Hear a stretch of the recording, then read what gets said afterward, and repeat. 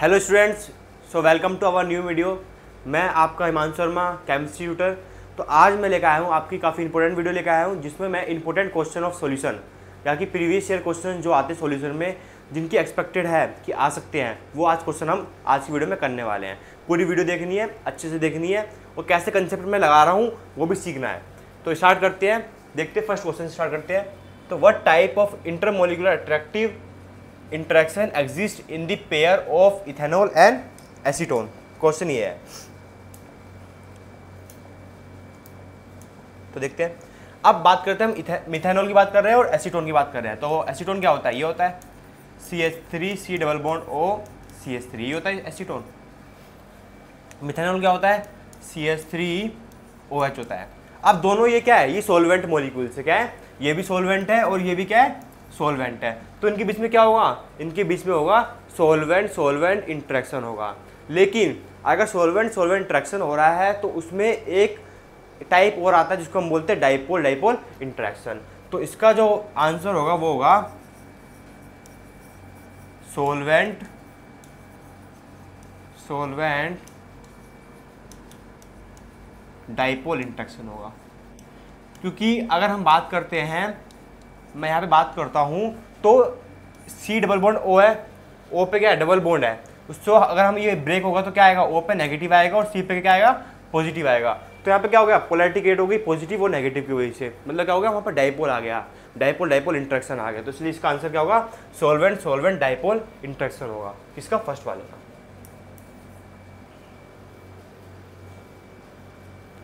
चलो सेकंड की बात करते हैं। तो क्वेश्चन है, non ideal solution exhibit either positive और negative deviation from Raoult's law. What are this deviation and why are they caused? Explain with one example for each type. तो जो नॉन आइडियल सॉल्यूशन होता है वो क्या show करता है? वो शो करता है तुम्हारा नेगेटिव डेविएशन शो करता है। क्या शो करता है? नॉन आइडियल सॉल्यूशन में दोनों डेविएशन होते हैं, पॉजिटिव भी होता है और नेगेटिव भी होता है। अगर हम बात करते हैं पॉजिटिव डेविएशन की बात करते हैं तो उसका ग्राफ कैसे बनेगा? तो ये यहाँ पे हमने क्या ले लिया? x1 इक्वल टू 1 ले लिया और x2 इक्वल टू क्या ले लिया? 0 ले लिया। यहाँ पे क्या ले लिया? x1 इक्वल टू हमने 0 ले लिया और x2 इक्वल टू क्या ले लिया? 1 ले लिया, ये ले लिया। तो इस तरफ क्या आएगा? P1 नोट आ जाएगा और यहाँ पे आ जाएगा P2 नोट आ जाएगा। देखते हैं रिजल्टेंट क्या बनेगा इसका? P1 प्लस P2 बनेगा। लेकिन अगर हम बात करें पॉजिटिव डेविएशन की बात करें तो पॉजिटिव डेविएशन कैसा होगा? थोड़ा सा टिल्ट हो जाएगा ऊपर को। अगर नेगेटिव डेविएशन की बात करेंगे तो क्या होगा? x1 equal to 1, x2 equal to 0। यहाँ पे क्या होगा? x1 इक्वल टू 0 और x2 इक्वल टू 1 होगा। तो यहाँ पे P1 नोट हो गया, यहाँ पे क्या हो गया? P2 नोट हो गया।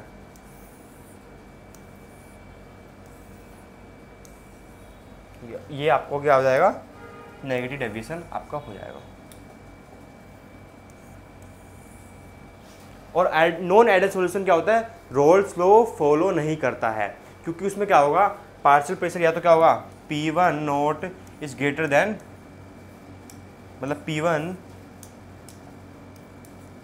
PT is greater than P1 plus P2 होगा, या तो क्या होगा?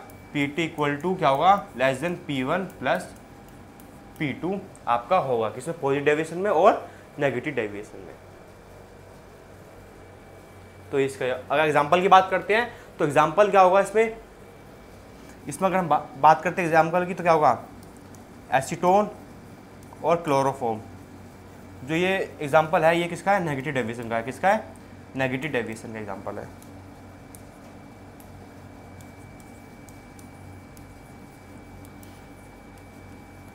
पॉजिटिव डेविएशन का एग्जाम्पल क्या होगा? बेंजीन प्लस टॉलुइन या क्लोरोबेंजीन। तो कौन सा होगा? पॉजिटिव डेविएशन का एग्जाम्पल होगा। नेक्स्ट क्वेश्चन बोल रहा है, explain why aquatic species are more comfortable in cold water rather than warm water. अगर हम बात करते हैं तो कोल्ड वाटर में क्या होता है? कोल्ड वाटर में क्या होता है? टेम्परेचर क्या होता है?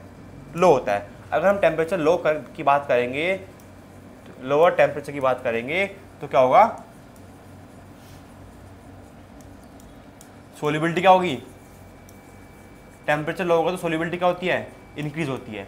सोलिबिलिटी जब इंक्रीज होगी मतलब एक्स जो हमारा मोल फ्रैक्शन क्या होगा वो इंक्रीज हो जाएगा। तो अगर टेम्परेचर लो होगा तो सोलिबिलिटी इंक्रीज हो जाएगी, मतलब गैस की पॉसिबिलिटी ज़्यादा बढ़ जाएगी। तो इसलिए क्या होता है, एक्वेटिक स्पीसीज क्या होता है कोल्ड वाटर में ज़्यादा प्रेफर करते हैं, क्योंकि उसमें क्या होती है सोलिबिलिटी बढ़ जाती है, क्योंकि टेम्परेचर हमारा क्या होता है कम होता है। क्यों? क्योंकि अगर हम जानते हैं पी नोट इक्वल टू क्या होता है KH/अपॉन में एक्स होता है, तो एक्स बढ़ेगा तो प्रेशर घटेगा, और प्रेशर क्या होता है डायरेक्टली प्रोपोर्शनल होता है किससे, टेम्परेचर। तो तभी बोलते हैं हम P1 equal to P2 T2, ये होता है। तो इसलिए नेक्स्ट क्वेश्चन है state roles law how is formulated for solution of non volatile solute की बात कर रहे हैं। अगर हम रोल्स लॉ की बात करते हैं, रोल्स लॉ क्या होता है, रोल्स लॉ बताता है कि जो टोटल प्रेशर होगा वो किसके डायरेक्टली प्रोपोर्शनल होगा, वो पार्शियल प्रेशर के डायरेक्टली प्रोपोर्शनल होगा। क्यों प्रोपोर्शनल होगा? क्योंकि उसके जगह पे हम क्या लगाएंगे, वेपर प्रेशर लगाएंगे। वेपर प्रेशर क्या होता है, तो वेपर प्रेशर होता है हमारा जब हम लिक्विड की सरफेस पे क्या लगाते हैं, प्रेशर लगाते हैं, जो क्या करता है कन्वर्ट करता है किसको, वेपर स्टेट में कन्वर्ट करता है। तो वेपर प्रेशर की बात करेंगे, जब हम वेपर प्रेशर की बात करते हैं तो हमें पता है कि P1 is directly proportional to दी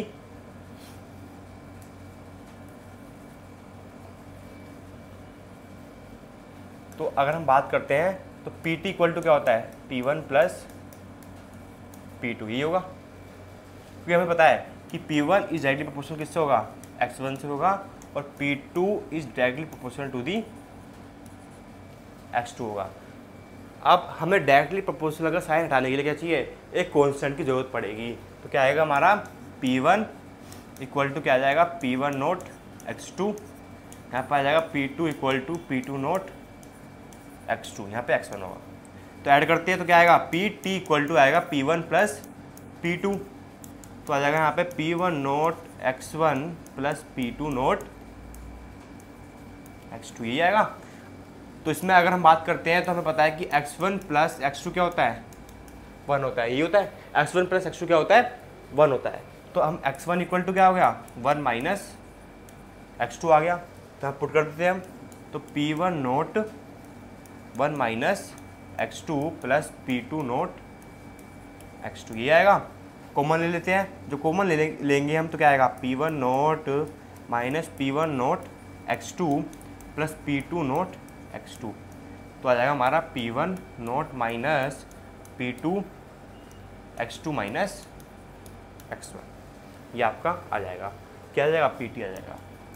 और बात कर रहा है क्या नॉन वोलेटाइल सॉल्यूट की बात कर रहा है, तो नॉन वोलेटाइल सॉल्यूट के केस में क्या होगा, इस जगह पे क्या हो जाएगा प्रेशर क्या हो जाएगा 0 हो जाएगा, क्योंकि उसमें वेपर प्रेशर है ही नहीं। क्योंकि नॉन वोलेटाइल सॉल्यूट वो सॉल्यूट होते हैं जो वेपर में कन्वर्ट हो सकते हैं, राइट। तो यहाँ पे ये चीज़ 0 हो जाएगी, तो PT इक्वल टू क्या आएगा हमारा P1 आ जाएगा। तो PT इक्वल टू हो गया हमारा P1 नोट x1 हो गया, तो ये हमारा क्या आएगा नॉन वोलेटाइल सॉल्यूट के केस में आएगा।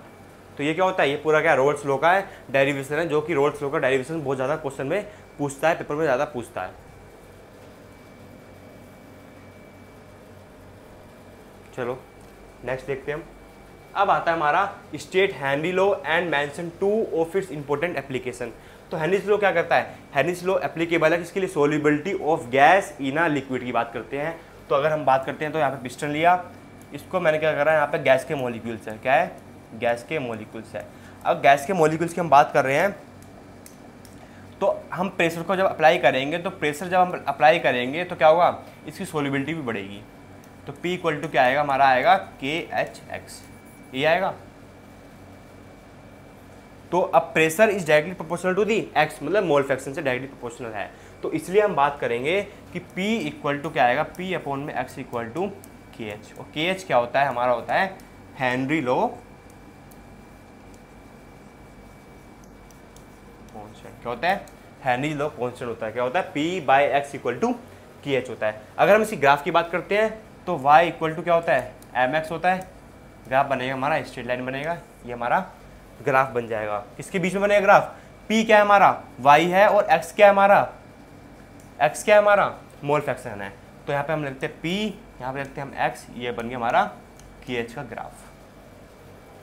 अगर हम इसकी एप्लीकेशन की बात करते हैं तो पहली एप्लीकेशन है, हम क्या यूज़ करते हैं इसको, हम एप्लीकेशन इसकी ये है कि हम CO2 क्या करते हैं फील करते हैं किसमें, कोल्ड ड्रिंक वगैरह में, क्योंकि जो उसका हम प्रेशर इंक्रीज कर देते हैं तभी तो हम देखते हैं सील पैक होता है वो अंडर हाई प्रेशर में। तो एक तो हमारा ये हो गया, और एक प्रेशर एक और होता है कि जब हम हाई एल्टीट्यूड में जाते हैं, हाइट पे जाते हैं, तो क्या होता है वहाँ पे प्रेशर क्या होता है, ज़्यादा लो होता है, तो वहाँ पर गैस के जो मॉलिक्यूल्स है, जो सोल्युबिलिटी है वो भी क्या होगी, कम होगी। इसलिए हम क्या करते हैं, हाइट पे जाते हैं तो क्या होता है वहाँ पर सांस लेने में प्रॉब्लम होती है। तो 2 एप्लीकेशन हमारी इसकी हो गई है। ये आपका एनसीईआरटी में पूरी अच्छी से दे रखी है, उसको अच्छे से पढ़ना है, क्योंकि उसका क्वेश्चन पक्का सोल्युबिलिटी का क्वेश्चन एक आता ही आता है, राइट। तो ये क्या हो गया, आपका हेनरीज लॉ की एप्लीकेशन हो गई, और आपका हेनरी लॉ होता क्या है वो हो गया। नेक्स्ट क्वेश्चन दे रखा है कि 18 ग्राम ऑफ ग्लूकोज, तो ग्लूकोज की बात कर रहा है, वो भी 18 ग्राम की ग्लूकोज की बात कर रहा है। तो W2 क्या हो गया हमारा, 18 ग्राम हो गया। क्या हो गया, 18 ग्राम हमारा ग्लूकोज हो गया। मोलर मास की दे रखा है इसका, तो ये M2 दे रखा है। M2 कितना है, 180 ग्राम दे रखा है। तो आपको पहले न्यूमेरिकल्स में ये ध्यान रखना है कि जो आपको गिवन है, जो आपको दे रखा है वो आप पहले लिख लो सारे, वरना कंफ्यूज हो जाओगे आप, राइट। तो is dissolve in 1 kg of water. 1 kg का मतलब क्या है, 1000 ग्राम। तो आपका W1 क्या हो गया, 1000 ग्राम हो गया। केवी दे रखा है आपको, केवी मतलब एलिवेशन बॉइलिंग कांस्टेंट दे रखा है, वो कितना दे रखा है, 0.52 आपको दे रखा है। Boiling point of pure water कितना दे रखा है, 373.15 दे रखा है। हमें फॉर्मूला लगाना है, क्या लगाना है, delta TB equal to KB into W2 into 1000 upon में W1 इंटू M2। तो KB क्या है हमारा, 0.52 हो गया, W2 क्या 18 हो गया, 1000 अपॉन में W1 क्या हमारा 180 हो, W1 होगा हमारा 1000। तो यहाँ पे क्या हो गया आपका 1000 हो गया अपॉन में 18, तो कट गया। तो यहाँ पे आ जाएगा आपका 10, तो आएगा आपका 0.052। तो डेल्टा TB आपका क्या आ गया, 0.052 आ गया। तो डेल्टा TB आपका आ गया 0.052 आ गया। अब डेल्टा TB क्या होता है, डेल्टा TB नोट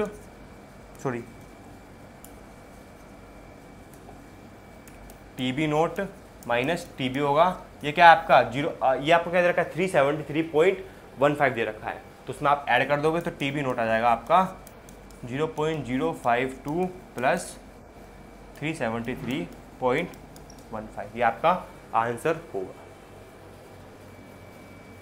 इसका स्क्रीनशॉट ले लीजिए, क्योंकि ये क्वेश्चन जो है आपको देखना है कैसे करा है मैंने, आपको उसी तरह से आपको ये क्वेश्चन करना है। चलो हम बढ़ते आगे। नेक्स्ट क्वेश्चन दे रखा है, calculate the mass of compound, molar mass दे रखा है to be dissolve in benzene to lower its freezing point. तो अब अगर हम बात करते हैं फ्रीजिंग पॉइंट का फॉर्मूला सेम होता है, डेल्टा TF इक्वल टू क्या होगा, मास देना है, मास ऑफ कंपाउंड निकालना है हमें। तो W2 आपको निकालना है, इनटू क्या होगा 1000, ये होगा, इनटू क्या होगा KF होगा यहाँ पे, KF M2 इंटू W1, यही होगा।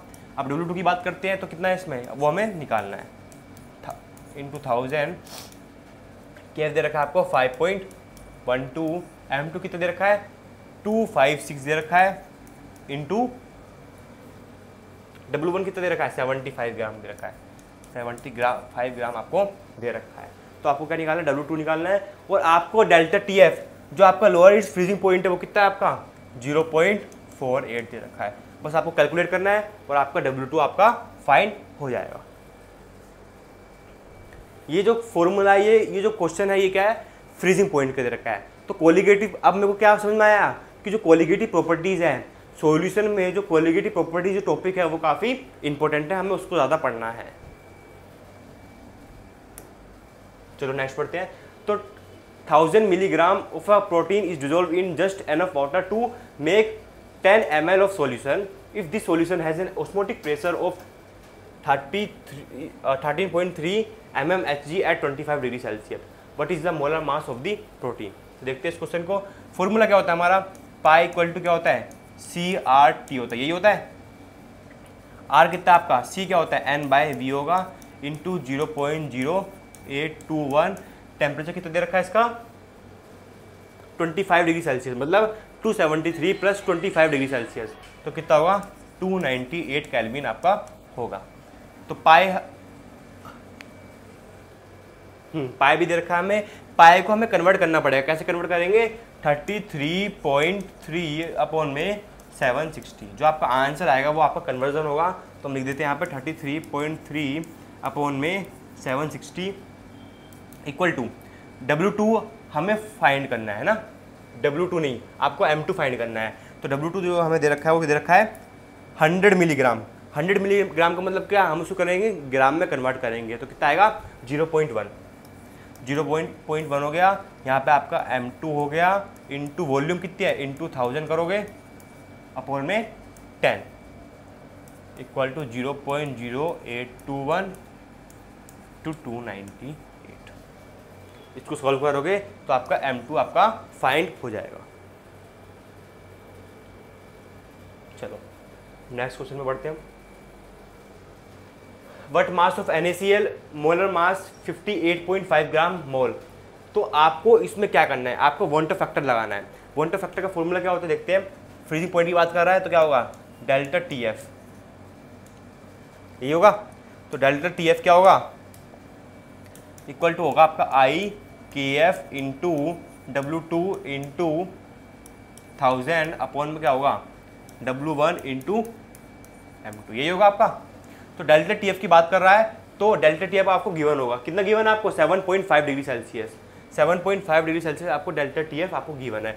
बट देखिए हम इसको किस में लेते हैं, हमने देखा है कि हम क्या करते हैं, डेल्टा TF किस में लेते हैं, हम लेते हैं इसको केल्विन में लेते हैं। किस में लेते हैं, केल्विन में। देखो यहाँ पे दे रखा है आपको केल्विन में ले रखा है 0.052, ये क्या है आपका केल्विन में आएगा। तो आप क्या करोगे, कोई नहीं, इसको हम डिग्री सेल्सियस में ले लेते हैं, बाद में चेंज कर सकते हैं, ऐसी कोई बात नहीं है। तो अगर हम इसको फॉर्मूला लगाते हैं तो फॉर्मूला क्या होगा आपका 273 पॉइंट प्लस 7.5 कितना हो जाएगा 8, 273.07.5 हो जाएगा 280.5। तो 280.5 आपने केल्विन में ले लिया इसको। आई क्या होगा 1.87 होगा। W2 क्या होगा आपका, W2 होगा आपका, निकालना है आपको इंटू 1000 अपॉन में W1 क्या होगा, NaCl की बात कर रहा है और उसमें हमें क्या गिवन है, वाटर गिवन है ना। तो वाटर की बात कर रहा है तो इसमें W1 जो आपको दे रखा है 65 ग्राम आपको ये हो गया। और M2 क्या है आपका 58.5 दे रखा है और 1.86 आपको क्या हो गया KF हो गया। तो ये आपको क्या आ गया, आंसर आ जाएगा। बस आपको क्या करना है, W2 आपको फाइंड करना है।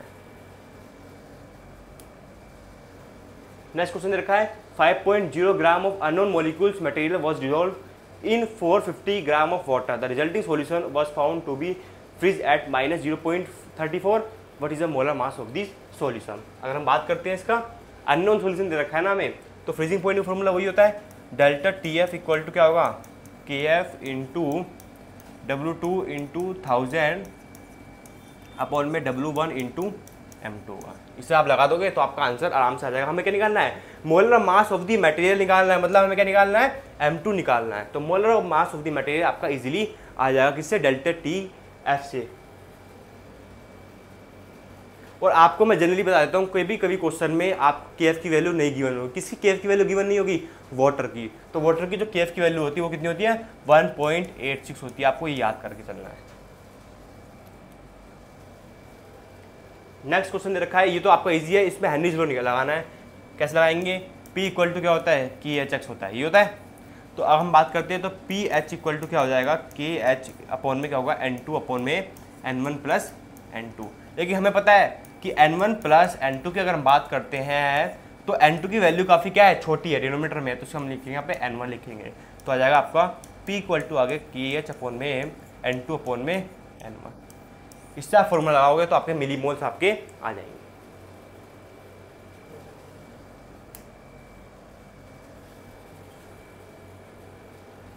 राइट, तो 3.9 gram of benzoic acid dissolve in 49 gram of benzene, so a depression in freezing point of 1.62, calculate the Wanter factor and predict the natural of solute associated और डिसोसिएटेड।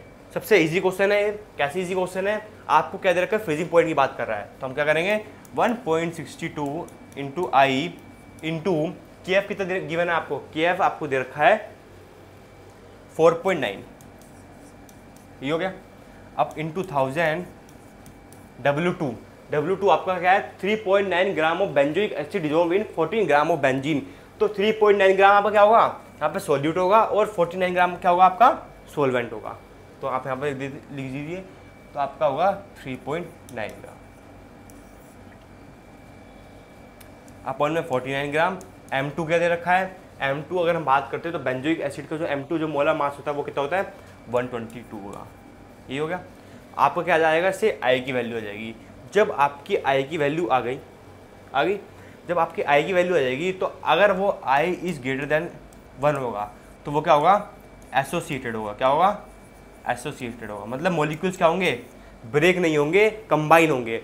डिसोसिएट का मतलब क्या है, जब molecules क्या होते हैं, जब आयंस क्या होते हैं, ब्रेक होते हैं। एग्जांपल लेता हूँ मैं, अगर मैं NaCl की बात कर रहा हूँ तो Na प्लस और Cl माइनस, तो क्या होंगे, वो डिसोसिएट हो रहा है। तो अगर आई ग्रेटर देन 1 होगा तो एसोसिएशन होगा, और आई लेस देन 1 होगा तो क्या होगा, डिसोसिएशन होगा। तो इससे पता चल जाएगा आपको कि नेचर ऑफ फ्लूइड क्या है, एसोसिएटेड है या क्या डिसोसिएटेड है। चलो, तो यहाँ तक आपके क्वेश्चन सारे खत्म हो गए।